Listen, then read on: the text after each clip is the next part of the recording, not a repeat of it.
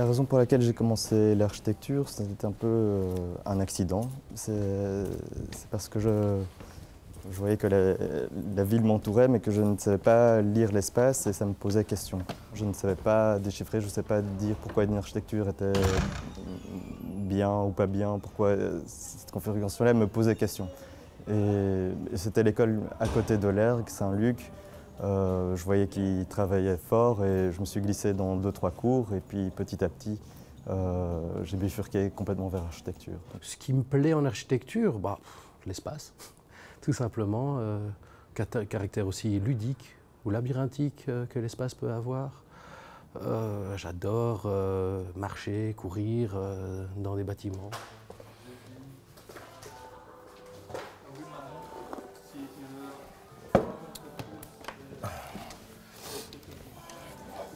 On a démarré le bureau avec Michel Lefebvre et Jean-Didier Bergilet. On était trois élèves dans la même année à la Cambre.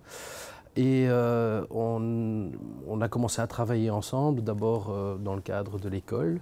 Et puis on a voulu prolonger ça et on a créé la belle...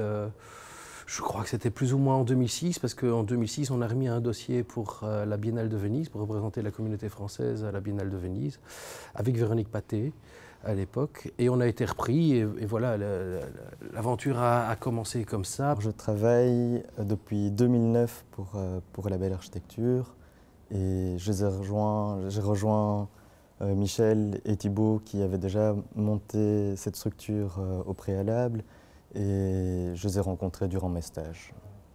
Par ailleurs, on avait aussi fait un concours en association avec l'Arbre d'Or et le Droit Pierret-Paulet pour une maison de quartier et des logements rue du Cygne, rue de la Digue, donc près de la place Flagey.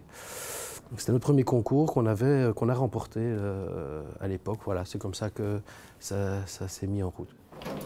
Il y a la tour. Mais là, vous faites une réunion? On essaye de se jouer un peu des convenances. C'est une architecture plutôt protéiforme. Chaque projet est l'occasion de faire quelque chose de différent, tout simplement parce que les demandes sont différentes, parce que les envies sont différentes. Et bon, ce qu'on peut retenir, c'est qu'on a quand même une approche assez rationnelle et assez élémentaire de l'architecture, mais il faut également qu'on y trouve une certaine dose de plaisir, que ce soit le nôtre ou celui du client ou de la maîtrise d'ouvrage. Moi j'ai l'impression qu'on fait toujours des extensions. Même quand on fait un nouveau bâtiment seul, c'est toujours une extension d'un paysage. Et pour ça, on n'a pas peur de signifier avec les formes qu'on présente, de jouer sur les perceptions, de laisser croire que ce bâtiment était existant alors qu'il est nouveau, ou de scinder l'intervention. On n'est pas tellement intéressé par l'idée de faire une forme contemporaine ou moderne. On travaille sur des plans qui sont assez réguliers, qui sont assez systématiques.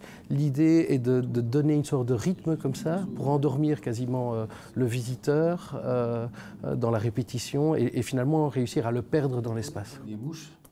Puis il est en train de descendre à peine. C'est pas une fuite. Enfin, je veux dire, la fuite, elle part de la tour.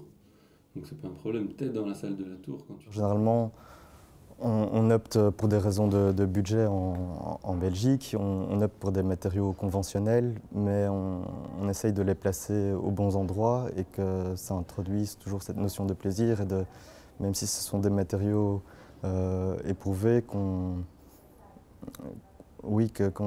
les place de manière équilibrée dans un projet.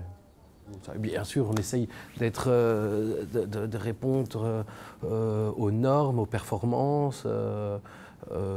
Et on travaille aussi en collaboration avec nos ingénieurs, avec qui on a un dialogue qui nous permet aussi de définir des choix de structure. Et ça. Il demande si on peut y aller le 13 juin. Généralement, nos clientèles privées viennent au travers d'amis ou d'amis d'amis. Et là, il y a déjà un fond de connaissances qui est acquis. Je trouve qu'on est très à l'écoute de la maîtrise d'ouvrage, même si on tient à quelque chose et qu'il faut le remettre en question pour répondre à une attente de la maîtrise d'ouvrage, c'est toujours l'opportunité de rebondir pour retrouver quelque chose de mieux. Oui, c'est plutôt là de la confrontation, de la négociation qui permet d'arriver à un stade supérieur que ce qu'on aurait pu accomplir tout seul dans notre coin. J'adore concevoir, donc s'il faut remettre en question quelque chose et recommencer, ça ne me dérange pas du tout. Quand c'est un marché public, on arrive avec une esquisse, on n'a pas eu de contact avec la maîtrise d'ouvrage et on débarque avec une esquisse qu'on met là sur la table. D'habitude on est 5, quand c'est un concours, on en choisit un. Mais après, bon voilà, ça c'est l'esquisse et on peut le voir dans les projets, ils ont beaucoup changé entre la phase de compétition et le chantier, où parfois on ne construit même pas au même endroit.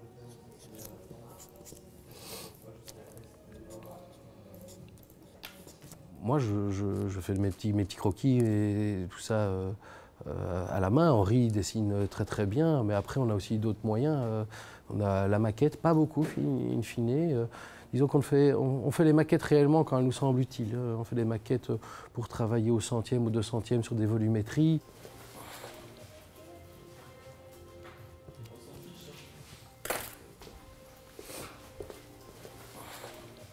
Oui, on peut dire qu'on est des artisans. Je préfère le terme bricoleur qu'artisan.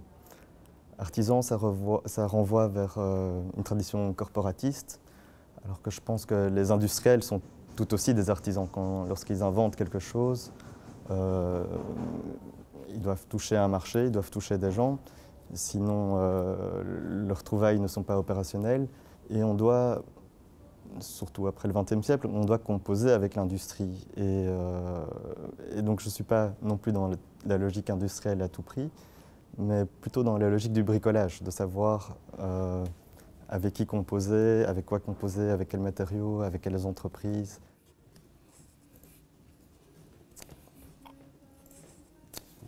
On a un peu l'air d'être des rigolos, mais en même temps, on fait quand même des projets qui sont conséquents et qu'on mène à bien et plutôt bien. Enfin, en tout cas, on n'a pas de maîtrise d'ouvrage ou d'entrepreneurs qui se plaignent de nous. Donc, oui, des artisans, oui. En tout cas, on n'est pas très, très bon dans la représentation, dans la communication, en tout cas.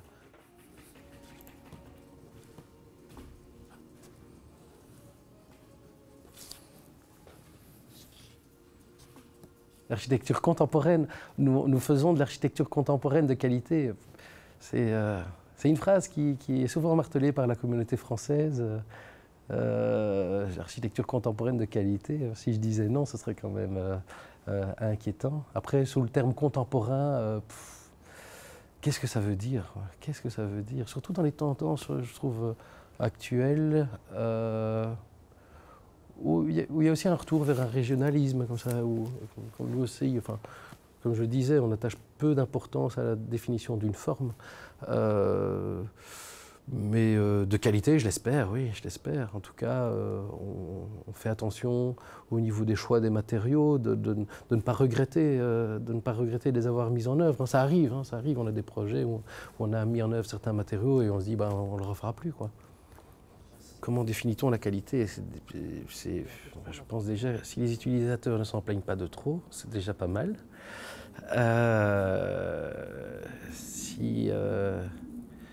Si on n'a pas de fuite irréparable, et puis surtout, j'espère qu'elle évoque quelque chose aux utilisateurs aux utilisateurs, aux occupants, et qu'elle n'a pas qu'un rôle fonctionnel, mais qu'elle leur permet aussi de s'échapper, de rêver, de se perdre et de retrouver sa route.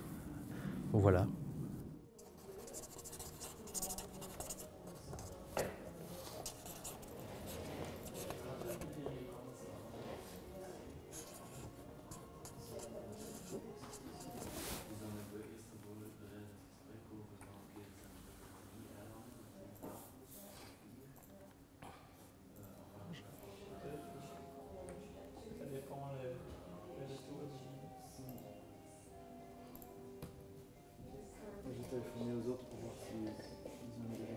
On pourrait parfois qualifier notre architecture de mauvais goût, dans le sens où on joue de contextes existants qui sont déjà plus forts que des nouvelles interventions que l'on pourrait produire.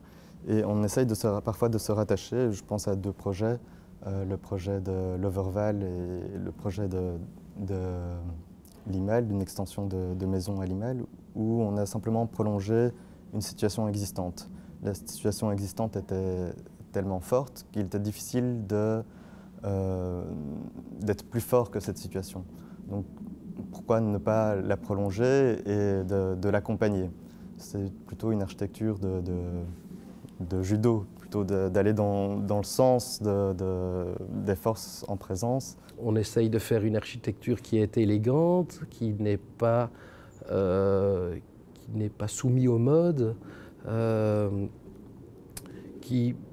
on essaye enfin, maintenant c'est vraiment l'argument du promoteur, mais faire de l'architecture intemporelle. Intemporelle dans le sens où j'ai pas envie qu'on se dise dans 5 ans, ah, ça va, un bâtiment de 2020. Quoi. Enfin, non, ça on n'a pas envie. On a envie que ça perdure, et quitte même à faire croire qu'elle était un peu plus ancienne que l'année de sa construction. Oui, dans ce sens-là, oui, dans le côté intemporel, on ne travaille pas avec les modes, quoi. Parfois, on voit des élucubrations formelles comme ça qui arrivent et on se dit « So 2000 ».